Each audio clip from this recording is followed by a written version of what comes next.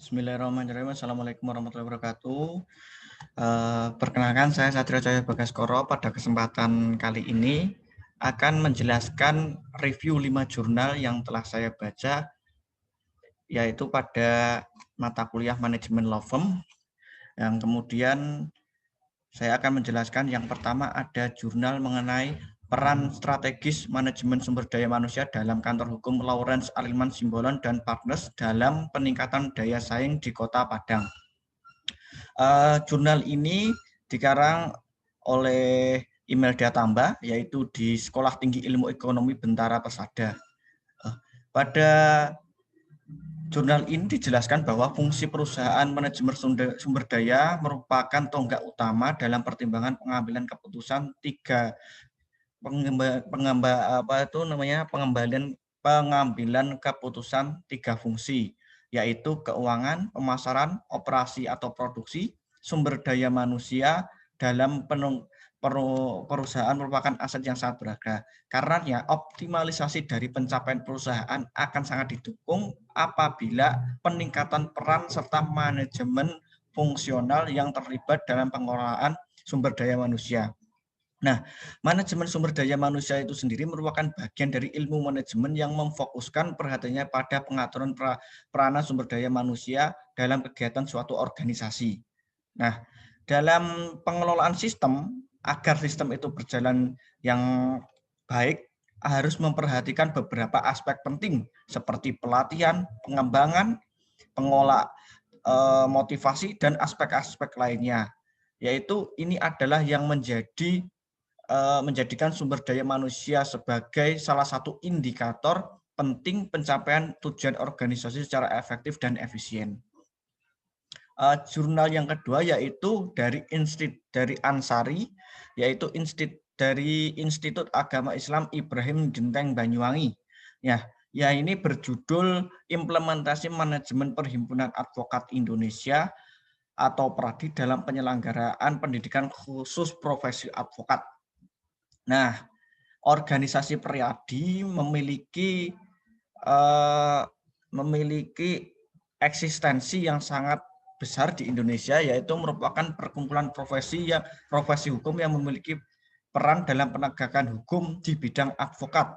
Nah, dalam perhimpunan ini, klien pada kasus perkara di pengadilan akan didampingi oleh advokat yang memiliki tanggung jawab serta percaya diri dan memiliki kepribadian yang baik dan tidak berat sebelah dan tidak terikat terhadap klien dan tidak pandang bulu siapa yang menjadi lawannya, entah itu dari golongan orang kuat, baik pejabat pemerintah maupun penguasa atau perusahaan besar. Nah, untuk menemukan koherensi dari pendidikan khusus profesi advokat, PRADI ini memiliki sifat publikasi yang meliputi ada beberapa yang dinamakan dengan undang-undang, yaitu Undang-Undang tahun 2004 tentang advokat yang mengamanai bahwa PRADI menguji calon advokat setelah selesai melaksanakan pendidikan khusus profesi advokat. Nah, legalitas profesi advokat sendiri itu sesuai dengan pasal 18 tahun 2003 tentang advokat. Hubungan advokat dan klien itu tidak bisa disamakan dengan perkara yang menjadi tanggung jawabnya dalam membela di persidangan. Nah, profesi advokat ini tidak bisa diancam melakukan profesi lainnya karena setiap advokat merupakan pembela dari klien tersebut. Berdasarkan standar kompetensi lulusan program profesi harus memiliki keluasan keilmuan di bidang hukum dan di bidang non-hukum. Ya, tentunya tidak dapat dicapai dengan model pendidikan yang singkat pada standarisasi pada ujian profesi advokat. Sehingga untuk menjamin pendidikan advokat tentunya harus sesuai dengan kerangka kualifikasi nasional Indonesia atau KKNI yang diatur dalam undang-undang berlaku. Nah, jurnal yang ketiga yaitu dari Ami Kartikasari dan Koko Wahyu Prasetyo dari Sekolah Tinggi Informatika dan Komputer Indonesia Malang. Nah, yaitu berjudul Sistem Informasi Administrasi Perkara Hukum Perdata pada Kantor Advokat, yaitu di Kantor Advokat Buyung and Partners. Nah, pada kantor advokat Buyung and Partners memiliki kendala, yaitu kendala terkait berkas perkara yang semakin hari itu semakin menumpuk. Oleh karenanya sistem informasi elektronik yang membahas tentang pengarsipan berkas perkara sangat diperlukan. Ada juga kendala dalam penjadwalan advokat dan sebagainya. Maka dari itu dibuatlah sistem informasi yang dapat mengatasi kendala-kendala yang disebutkan di atas. Sistem penjadwalan advokat menjadikan sidang atau pendampingan terhadap klien menjadi sangat efektif dan tidak untuk mengatasi jadwal advokat yang bentrok. Nah, ada notifikasi ketika sistem informasi itu sudah diperbaiki dalam bidang elektronik, maka setiap advokat anggota di Buyung and Partners akan mengirimkan jadwal-jadwalnya. Nah, nanti ketika pada hari yang telah ditentukan, maka advokat itu akan diberikan notifikasi via email kepada advokat dan klien. Dua-duanya mendapatkan email.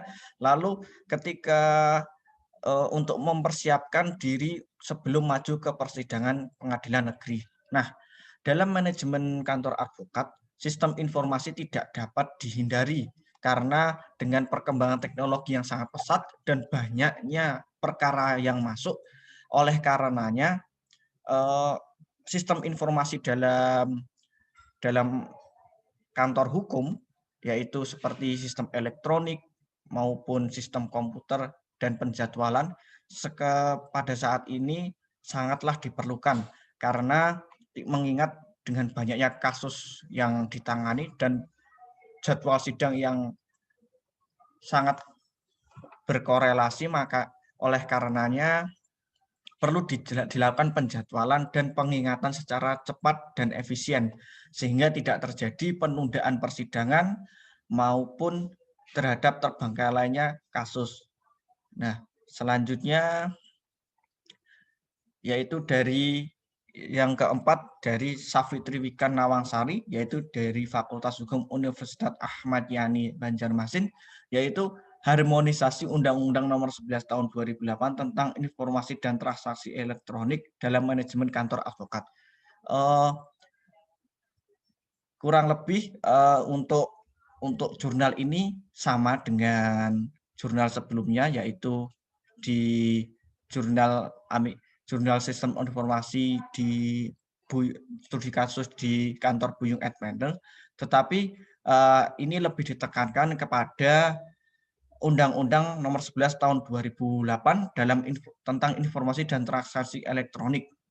Nah, dalam undang-undang ini mengatakan bahwa transaksi elektronik memberikan pengaruh yang luar biasa terhadap pergeseran paradigma konvensional yang semula melalui langsung, yaitu menuju paradigma modern yang difokuskan terhadap komputerisasi dan digitalitas dalam manajemen kantor advokat. Hal ini ditujukan terhadap automatisasi dalam layanan dan kepuasan bagi klien sebagai konsumen yang berada dari seluruh dunia. Karena otomatisasi tersebut berlintas-lintas batas, maka kantor advokat akan memengaruhi prestasi kerja atau lawyer yang profesional dalam memberikan layanan bantuan di bidang jasa hukum bagi masyarakat. Mulai dari masyarakat tingkat bawah sampai masyarakat tingkat atas, sehingga akhirnya profesionalisme kinerja layanan hukum lawyer lebih meningkatkan kepercayaan dan kepuasan bagi klien terhadap layanan mereka. Dan selanjutnya yaitu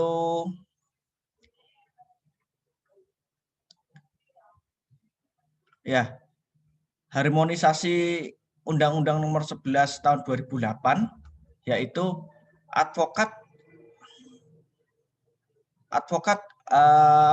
merupakan sebuah profesi yang disebut dengan profesi terhormat atau officium nobile yang praktiknya harus menegakkan hukum, hak asasi manusia, dan keadilan.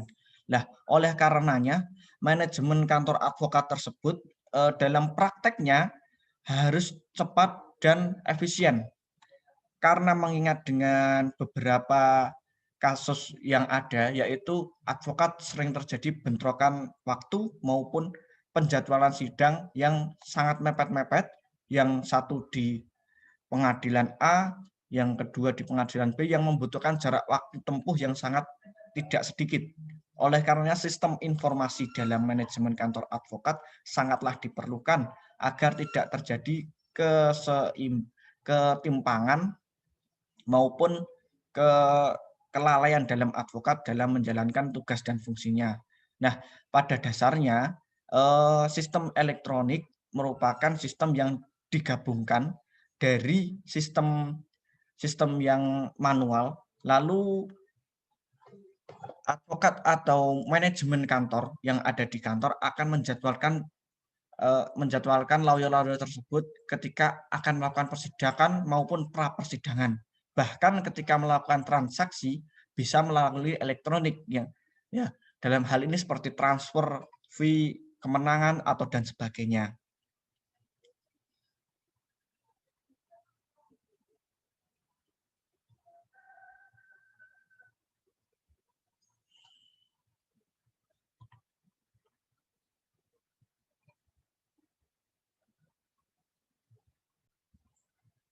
Nah, yang kelima yaitu skripsi dari Indra Wisuda, yaitu dari Stein Juraisito Metro, yaitu efektivitas hak imunitas advokat dalam pembelaan klien menurut Undang-Undang Nomor 18 Tahun 2003 tentang advokat, yaitu studi kasus di kantor hukum advokat yaitu Indra Syafri dan rekan. Nah, dalam hak imunitas advokat, kesetaraan status profesi advokat dengan profesi hukum yang lain sebagai unsur vital dari pencarian kebenaran materi dalam proses peradilan, terutama dari sudut pandang kepentingan hukum klien. Nah, pengaturan ini juga ditunjukkan untuk melindungi masyarakat dari jasa hukum yang diberikan advokat di bawah standar. Undang-Undang tentang advokat tahun 18 2003 juga memberikan hak imunitas atau kekebalan kepada advokat untuk menjalankan profesinya, yaitu sebagai pembela klien.